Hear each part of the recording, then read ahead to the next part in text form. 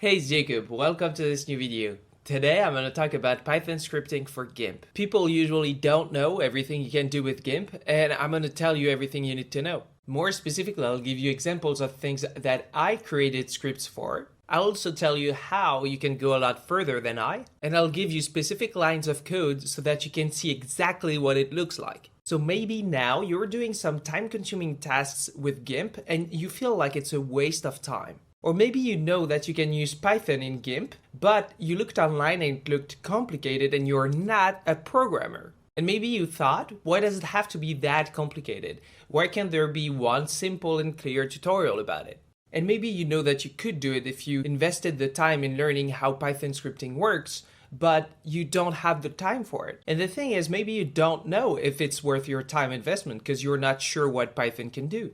I mean, when it comes to investing your time, it makes sense to make sure that your return on your investment is going to be worth it. So you might feel like you want to know more, but every time you look for more information, you realize that it's either too technical or assume prior programming knowledge. And a lot of people that are into graphic design have the wrong idea about those kind of tools like Python scripting. And the biggest misconception that I hear is it's better to do less things well than a lot of things wrong, implying that those kind of tools will improve productivity at the expense of creativity or quality. And the issue with that misconception is that all of the assumptions behind it are wrong. The first assumption that is wrong about it is that Python scripting for Gimp is used exclusively to increase productivity. This is not the case. You can use Python scripting to increase the quality of what you're already doing, and I'm going to give you an example of this in a second. And a lot of people think they're going to lose the creativity part of their work by using those kind of tools.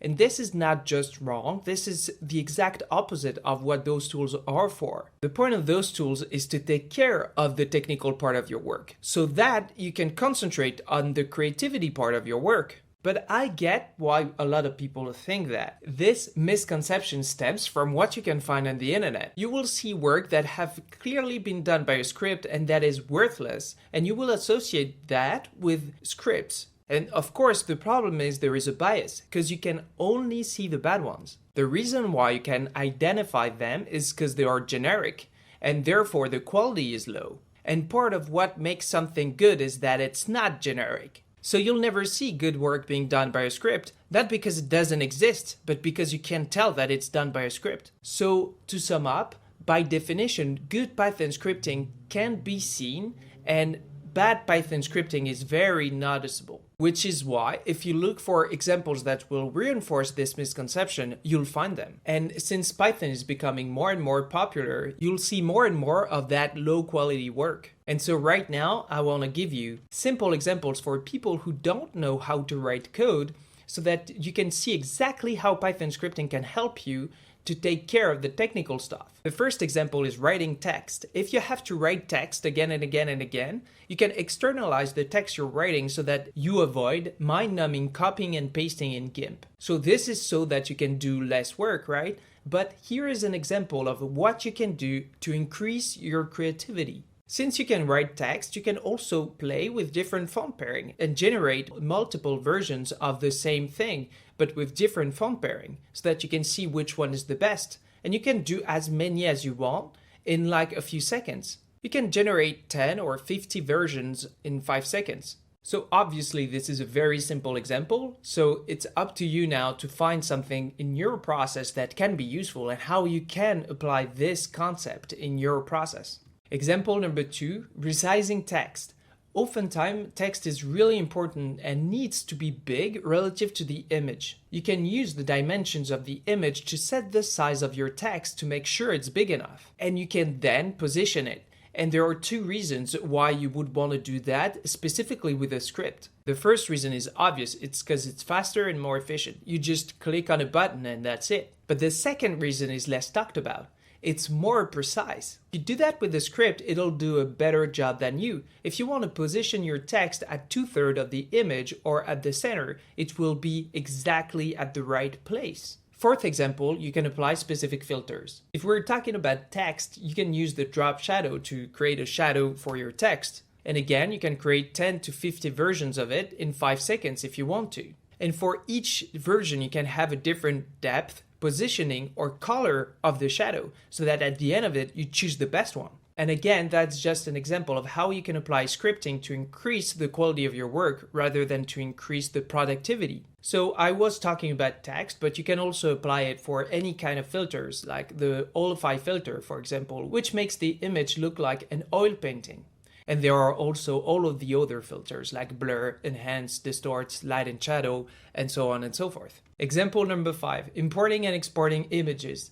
For importing, you can get the image in a folder X if you are always putting your images in a specific folder. This way, you can use a script to look in a folder, and if there is only one image, it's going to import that one. Same for exporting. If you want to export your image in PNG or JPEG or PDF or whatever the format is, you can set up that format, then you just click on a button to export the image in a specific format you want. And of course, the format is just one example when you export an image. There are tons of parameters that you want to use. Example number 6, you can resize your images when you import them.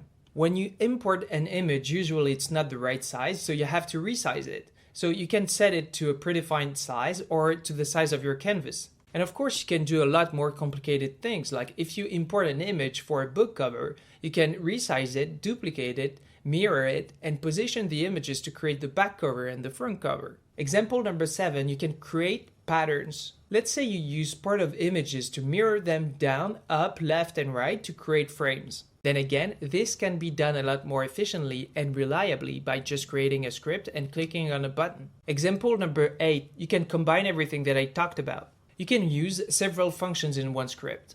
What does it mean? It means if you combine everything I talked about, you don't have to write everything in one block. You can break it down into functions. And what's the point of doing that? Well, you can build on it indefinitely without getting lost in the code. If your script is bigger than your screen, you can small chunk the code. This might not seem like a big deal, but keep in mind, all the examples that I talked about are very basic examples. You can create a script for an entire workflow. In other words, you want to be able to both use those scripts independently and combine them into one script, one workflow. And here is an example of a very simple workflow that can be done through a script by putting everything together. Let's say the workflow is creating a thumbnail for a video. You can 1. Import the image that you want to use for the thumbnail, 2. Get the title for the video, 3. Capitalize it, 4. Write it down in Gimp, 5. Center it, 6. Drop a shadow for the text, 7. Apply a set of filters, and 8. Export it to a PNG format. Again, that's a very basic workflow that can be done with one click, but the point is that you can put everything together so that it creates a result that you can start working on. This is just one way to take care of the technical aspect of your work so that you can concentrate on creativity. So how does it work if you want to actually do that? Well, you're going to want to use what's called the procedural database of Gimp. This is where all the scripts can be found. So it's called procedural database, it's PDB. If you want to use Python scripting for Gimp, you're going to want to use that as the following. And so here is an actual example. Here, line 1 and 4 can be ignored because there are comments that I added. They are starting with the pound sign. That's how we recognize them. So there are actually 2 lines of code, line 2 and line 5. As I just talked about, PDB is the procedural database. This is what you need to refer to every time you want to use a plugin. And then you use the plugin name, which does whatever the thing is you want to do. And then you define the arguments in between parentheses. So line 2 is the general syntax. That's everything you need to know. And line 5 applies an olify filter to the active layer of the current image. What are the other 2 arguments that are set to 0? Well, those are the parameters of the olify filter that you're using when you're using Gimp. I'm not going to get into exactly what those are because that's not what this video is about. It's just so you can see what an actual example looks like, and it doesn't get more complicated than that. That's it for this video. Tell me in the comments what your biggest roadblock to get started is. And if you want to learn more about Python scripting, you can click on the link in the description to get a free online course. Have a great day and see you in the next video.